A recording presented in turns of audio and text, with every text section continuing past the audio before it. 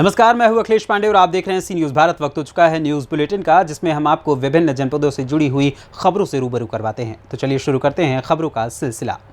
खबर जलालपुर अंबेडकर नगर से है, जहां जिलाधिकारी अविनाश सिंह ने पुलिस अधीक्षक व अन्य जिला स्तरीय अधिकारियों के साथ जलालपुर तहसील परिसर पहुंचकर नामांकन व्यवस्था का जायजा लिया। उन्होंने नामांकन कक्ष में ड्यूटी पर तैनात कर्मचारियों से बातचीत कर स्थिति का अवलोकन करते हुए दिशा निर्देश भी दिया।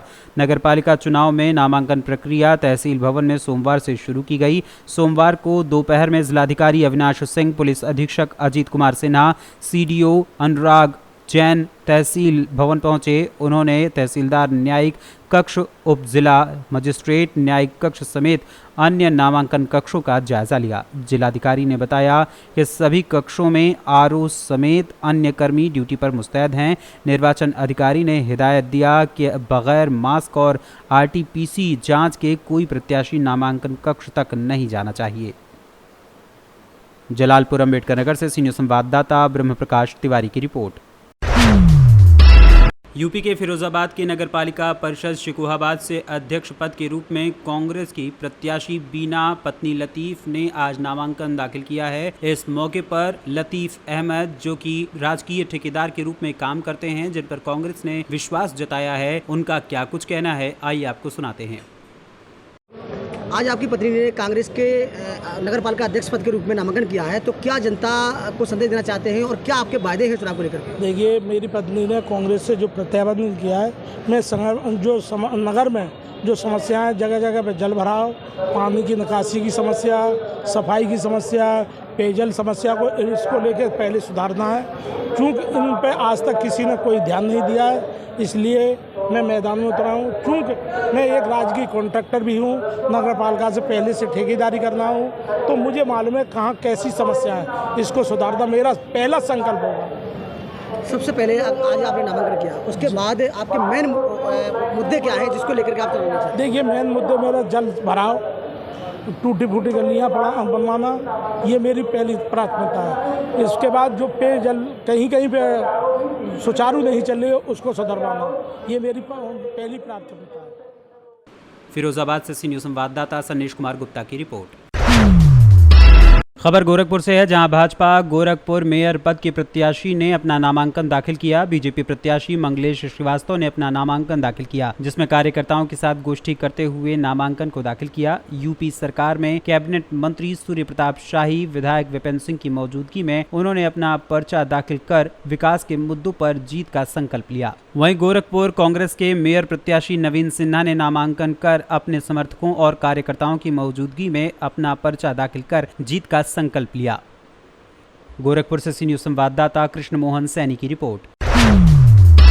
यूपी के जनपद रायबरेली में आज नामांकन के अंतिम दिन सदर नगर पालिका परिषद सीट के लिए भाजपा समेत अन्य प्रमुख दलों के प्रत्याशियों ने नामांकन पत्र दाखिल किया है। इस बार नगर पालिका परिषद की सीट अनुसूचित जाति के लिए आरक्षित होने के चलते पुराने दिग्गजों का खेल बिगड़ गया है। ऐसे में लगभग सभी दलों के दिग्गज नेता अपने विश्वसनीय कैंडिडेट के साथ नामांकन कराने पहुंचे। भाजपा में टिकट वितरण के समय दिग्गजों के बीच खींचातान लगी रही, जिसके बाद शालिनी कनौजिया को पार्टी से टिकट भले मिल गया हो, लेकिन आपसी रार सामने न आए, इसके लिए जिले की प्रभारी मंत्री प्रतिभा शुक्ला, राज्य मंत्री स्वतंत्र प्रभार दिनेश प्रताप सिंह, सदर विधायक अदिति सिंह समेत टिकट मांगने वालों में शामिल रहे रामलाल अकेला और बुद्धिलाल पासी समेत अन्य पदाधिकारियों ने प्रेस वार्ता कर अपनी आपसी एकजुटता का संदेश दिया। लेकिन ये दिलचस्प होगा कि ये कहां तक कायम रहता है। उधर सपा के विधायक और पूर्व कैबिनेट मंत्री मनोज कुमार पांडे ने सपा प्रत्याशी पारसनाथ को बनाया, तो कांग्रेस से शत्रुघ्न सोनकर ने भी आज ही नामांकन दाखिल किया। आप पार्टी की पूनम किन्नर और बसपा से JR वाडले ने कल नामांकन किया था। सभी दलों के प्रत्याशियों ने नामांकन के बाद बताया कि उनकी जीत सुनिश्चित है। अब देखना दिलचस्प होगा कि रायबरेली नगर पालिका की सीट किसके खाते में जाती है। क्या नाम है आपका? मेरा नाम पारसनाथ है, मैं सपा प्रत्याशी हूँ। क्या प्राथमिकता है, किन मुद्दों को लेकर जाएंगे जनता के बीच में? मुद्दा ये लेकर जाएंगे कि जो मुद्दाएं नहीं हुई उसको मैं आगे बढ़ाने के, जो विकास मनोज पांडे ने किया था उसी का मैं दोहराएंगे। सामने सत्ताधारी बीजेपी पार्टी है, उससे कैसे निपटेंगे? जनता निपटाएगी। दीजिए अपना। मैं शत्रुघ्न सोनकर किस पार्टी से नामांकन? कांग्रेस पार्टी से अध्यक्ष नगर पालिका परिषद का प्रत्याशी बनाया गया हूं। किन किन मुद्दों को लेके जाएंगे? सबसे पहले तो हम नगर पालिका को स्वच्छ और हरा भरा बनाना चाहते हैं, रायबरेली शहर को।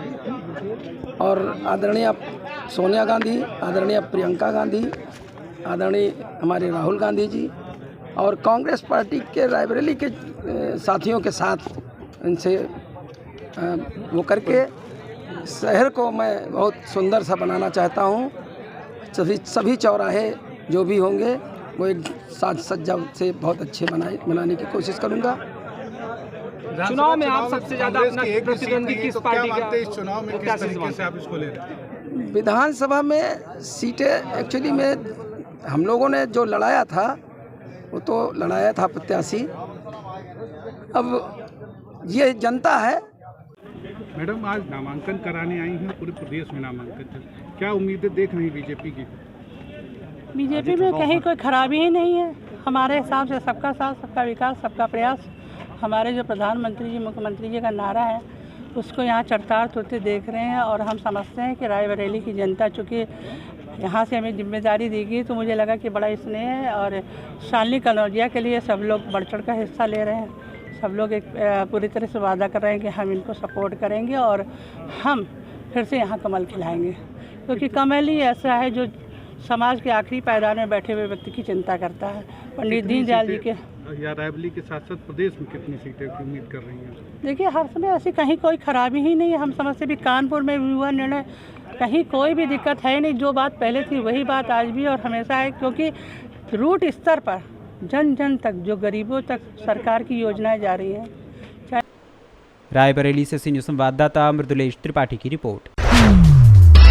खबर शाहजहांपुर से है, जहां शाहजहांपुर में कुछ दिनों पूर्व मोहल्ला अजीजगंज स्थित सूरी ट्रांसपोर्ट के कर्मचारी शिवम जौहरी निवासी मोहल्ला अजीजगंज, थाना कोतवाली, मोहल्ला तारीन बहादुरगंज स्थित कन्हैया होजरी के चतुर्थ तल पर लाकर कन्हैया होजरी के मालिक नीरज गुप्ता, अकाउंटेंट शिवम गुप्ता, सूरी ट्रांसपोर्ट के मालिक वंकिम सूरी एवं अन्य लोगों के द्वारा मिलकर एक लोहे के पाइप से उसके पैरों को रस्सी और हाथों को एक गमछे से बांधकर बुरी तरह से डंडे से पीट कर उसकी हत्या कर दी गई थी, जिसके मामले में अभियुक्तों को गिरफ्तार कर लिया है। इस बारे में पुलिस अधीक्षक एस आनंद का क्या कुछ कहना है, आइए आपको सुनाते हैं। दिनांक 11 अप्रैल को थाना सदर बाजार अंतर्गत कन्हैया होजरी में एक अंशुल जौहरी नामक व्यक्ति की निर्मम पिटाई की गई थी, जिससे इसकी दुखद मृत्यु हो गई थी। इस संबंध में थाना सदर बाजार में अभियोग पंजीकृत कराया गया था।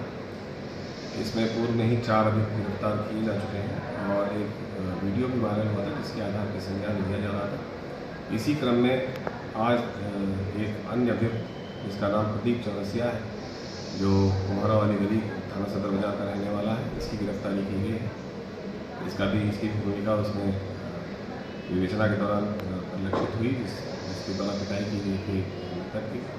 इससे पूछताछ में अन्य व्यक्तियों की भी बारे में जानकारी प्राप्त हुई। इसके आधार पर अग्रिम विवेचनात्मक कार्रवाई की जा रही है।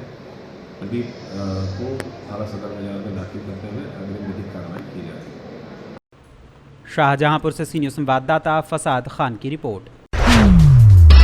खबर इंदौर से है, जहां इंदौर शहर में दुष्कर्म की घटना रुकने का नाम नहीं ले रही है। जहां इंदौर के बाणगंगा थाना क्षेत्र की भागीरथपुरा में रहने वाली एक नाबालिग युवती ने अपने परिजनों के साथ थाने पहुंचकर शिकायत दर्ज करवाई थी कि पड़ोस में रहने वाला एक व्यक्ति लंबे समय से नाबालिग युवती को बहला फुसलाकर दुष्कर्म की घटना को अंजाम दे रहा था। वहीं नाबालिग ने पूरी घटना अपने परिजनों को बताई, जिसके बाद नाबालिग के साथ परिजनों द्वारा बाणगंगा थाने पर पहुंचकर आरोपी के खिलाफ पॉस्को एक्ट के तहत मामला दर्ज करवाया गया, जिनके बाद पुलिस ने आरोपी को गिरफ्तार कर लिया है। दुष्कर्म का मामला पंजीबद्ध हुआ था, किस प्रकार का प्रकरण? भागीरथपुरा चौकी के पास में एक अवयस्क बालिका लड़की है, जिसकी उम्र लगभग 15 साल है।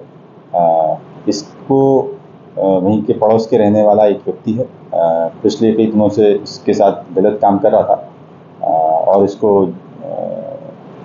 आसपास के कुछ शहरों में भी ले गया था। कल ये लड़की अपने माँ बाप के साथ में आई थी और पुलिस थाना माणोदा में आके अपनी बात बताई और पुलिस ने इसको तत्काल प्रकरण पंजीबद्ध किया और आरोपी को भी तत्काल पुलिस ने इसमें गिरफ्तार कर लिया। और से सीनियर संवाददाता सुरेश बैरागी की रिपोर्ट। खबर इंदौर के चंदन नगर थाना क्षेत्र से है, जहां धार रोड की जवाहर टेकरी पर स्थित दिल्ली इंटरनेशनल स्कूल को बम से उड़ाने की धमकी मिली थी। वहां पर स्कूल से जुड़े हुए एक व्यक्ति ने थाने में शिकायत दर्ज कराई कि 14 अप्रैल को अंबेडकर जयंती के दौरान ऑफिस के मेल पर एक ईमेल आया था जिसमें स्कूल को बम से उड़ाने की धमकी दी गई थी। मेल में अलकायदा का भी जिक्र किया गया। वहीं मेल में लिखा है कि हमने स्कूल के अंदर ANFO बम लगाए हैं। इसे अलकायदा के एक पूर्व सदस्य ने असेंबल किया था और बम 3 घंटे में विस्फोट करने के लिए तैयार है। हम विभिन्न इमारतों और असुरक्षित कैमरों के जरिए स्थिति पर नजर रख रहे हैं। यदि कोई इन बमों को निष्क्रिय करने का प्रयास करता है तो बम अपने आप विस्फोटित हो जाएंगे। मेल में आखिरी में लिखा है कि कुत्तों की पूजा करने वाले अमेरिकी आतिशबाजी का आनंद लें। शिकायत के बाद पुलिस ने मामले को गंभीरता से लेते हुए जांच शुरू कर दी है। वहीं ईमेल किस आईडी से आया, साइबर सेल की मदद से इसकी भी जांच कराई जा रही है। एक लेटर मिला है और बताया जा रहा है कि दिल्ली इंटरनेशनल स्कूल को उस लेटर के माध्यम से बम से उड़ा देने की धमकी दी गई।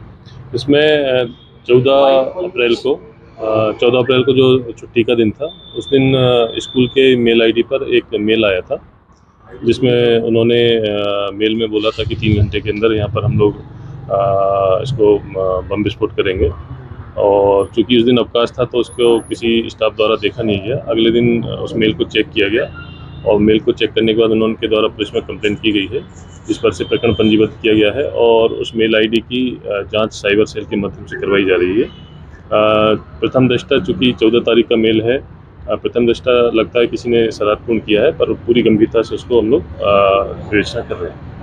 किस दिन की घटना? अप्रैल जो अवकाश का दिन था, उस दिन स्कूल में मेल भेजा गया था सुबह 9 बजे के आसपास, पर चूंकि उस दिन अवकाश था इसलिए अगले दिन इसकी जानकारी प्राप्त हुई थी। सर, मेल में अलकायदा का भी जिक्र था क्या? और उसमें 2-3 लाइन का मेल किया गया है और जिसमें बम प्लान करने और अन्य इस तरह की चीज़ें लिखी गई हैं, जिसकी जाँच की जा रही है। इंदौर से सीनियर संवाददाता सुरेश बैरागी की रिपोर्ट। प्रयागराज मेजा लखन केसरी ने कहा कि पार्टी का मिशन सत्ता हासिल करना नहीं बल्कि नगरवासियों की सेवा करना है और उसे समृद्ध बनाना है। सबका साथ, सबका विकास, सबका विश्वास पार्टी का मूल मंत्र है और इसी को ध्यान में रखते हुए भाजपा पार्टी सकारात्मक काम कर रही है और आगे भी करती रहेगी। नामांकन के बाद वरिष्ठ भाजपा नेता जयशंकर पांडे, विनय शुक्ला, रूप नारायण मिश्रा ने अध्यक्ष पद के प्रत्याशी लखन केसरी को बधाई दी। भारतीय जनता पार्टी और आज आपका नामांकन है, इस पर आपको उनका क्या कहना? आज पार्टी के टिकट पर मैं नामांकन कर रहा हूँ। पार्टी ने मुझे विश्वास के साथ जो है ये टिकट दिया है और उसी विश्वास के साथ मैं इनको यह सीट, सिरसा की सीट विजय करके सिरसा की जनता के सहयोग से, बड़ों के आशीर्वाद से और बाबा श्रीनाथ बाबा के आशीर्वाद से ये सीट विजयी करके मैं पार्टी ने आप पर दूसरी बार भरोसा जताया है और अगर आप जीतते हैं तो सिरसा के लिए क्या मुद्दे रहेंगे आपके लिए? पार्टी ने जो विश्वास दिलाया है और सिरसा नगर वासियों का जो विश्वास और प्रेम है, सबसे पहले मैं जो है श्रीनाथ बाबा कॉरिडोर पे जो है ये काम करेंगे कि श्रीनाथ बाबा का कॉरिडोर बने और गंगा घाट पे पक्का जो है घाट बने, जिससे कि सिरसा नगरी में जो पर्यटक हैं, जो स्नान करने वाले लोग हैं, उनको कोई असुविधा न हो और लोग आएँ और स्नान करें, जिससे सिरसा का विकास हो। आपका परिचय? विपिन कुमार केसरी, लखन नगर पंचायत प्रत्याशी, भारतीय जनता पार्टी। प्रयागराज से सीनियर संवाददाता बुद्धसेन वर्मा की रिपोर्ट। देश में फिर से कोरोना की एंट्री होने के बाद अब बयाना में भी कोरोना बम फूट पड़ा है। बयाना में कोरोना के 31 मामले सामने आने के बाद अब स्वास्थ्य विभाग व स्थानीय प्रशासन ने भी सतर्कता बढ़ा दी है। अस्पताल से प्राप्त जानकारी के अनुसार शनिवार को पहले दिन 126 लोगों के सैंपल लिए गए, जिनकी आज रिपोर्ट आने पर उनमें से 31 लोग कोरोना पॉजिटिव पाए गए हैं। चिकित्सा प्रभारी अधिकारी डॉक्टर जोगेंद्र सिंह ने बताया कि सभी लोगों को आवश्यक हिदायतों के साथ होम आइसोलेट किया गया है। उन्होंने बताया कि पिछले अनुभवों को देखते हुए अस्पताल में आइसोलेशन वार्ड बनाया गया है तथा संभावित कोरोना संदिग्धों की सैंपलिंग का कार्य भी तेजी से करा जा रहा है। जी सर। अभी बीते रोज कुछ कोरोना पॉजिटिव केसेज हमारे यहाँ CSC पे जो सैंपलिंग हुई थी उसमें पाए गए, तो उसको लेकर सभी डॉक्टर से स्टाफ की मीटिंग भी हुई है और समुचित व्यवस्थाओं के लिए निर्देशित किया है। उसमें आइसोलेशन वार्ड से लेके सोशल डिस्टेंसिंग, सैनिटाइजर सबका उपयोग करने के लिए बोल दिया है। ऐसी कोई सीवियरिटी तो दिखाई नहीं दी है, लेकिन पॉजिटिव केस आए तो आइसोलेशन वार्ड भी तैयार कर दिया। बयाना भरतपुर से सी न्यूज़ संवाददाता लोकेंद्र शर्मा की रिपोर्ट। विदिशा शहर के बंटी नगर निवासी 22 वर्षीय प्रिया विश्वकर्मा को शनिवार के दिन जहरीला पदार्थ खाने के बाद परिजनों ने मेडिकल कॉलेज में भर्ती कराया, जहां इलाज के दौरान आज उसकी मौत हो गई। परिजनों ने अमन नामक एक युवक पर पिछले कई दिनों से परेशान करने का आरोप लगाते हुए ये भी आरोप लगाया कि शनिवार को कॉलेज से आते वक्त अमन ज़बरदस्ती उसे अपने साथ ले गया और जबरन जहर पिला दिया। प्रिया की मां ने बताया कि बेटी ने घर आकर सारी बातें बताईं। शनिवार को उसे मेडिकल कॉलेज में भर्ती कराया गया।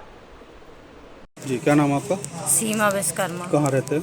बंटी नगर। क्या हुआ मेडिकल कॉलेज आप आए हो? मेरी बेटी को जहर पिला दिया। किसने? अमन भार्गव। ये क्यों पिला दिया? वो कब की बात? परसों के दिन, शनिवार के दिन। क्यों पिला दिया? वो बहुत दिन से कॉलेज जाती थी, वो उसे छेड़ता था, परेशान करता था, तो वो धमका देता था। बहुत दिन तक कॉलेज नहीं गई मेरी बेटी। एक दिन कॉलेज गई तो उसने ज़बरदस्ती करके और उसने उसे जहर पिला दिया और उसने धमकी दी, किसी से बोलेगी तो तेरे सब घर को मारा दूंगी।